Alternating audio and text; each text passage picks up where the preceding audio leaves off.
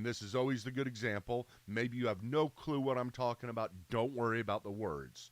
There is just a big disagreement in the church, in theology, between Calvinists and Arminians, and the different ways they view certain aspects of theology. Did God choose us before time, or did he just choose those whom he foresaw would believe?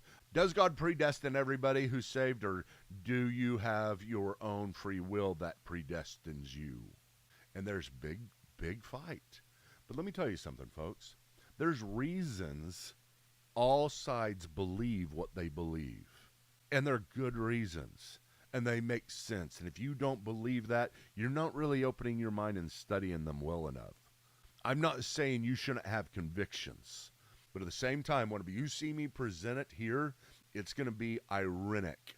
I am going to be very kind to opposing positions, and I want to do so in such a way, if you're listening right now and you hear your view represented, and I don't agree with your view, but I represent it, I would love to see a comment that said, Michael, you just represented our view perfectly, just the way I would. Thank you. And I don't do that just to get credit with people. I do that because it's part of the 10 Commandments. You shall not bear false witness. And let me tell you something. You can bear false witness in the church. In theology, you can. And what you do is you straw man.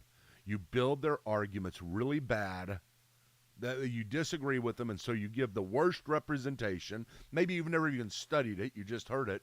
And then you beat up on the worst representation. You give the worst arguments for somebody else. We cannot straw man people. Irenic theology doesn't straw man people. And we can't do it in our theology. We cannot. We got to be Irenic.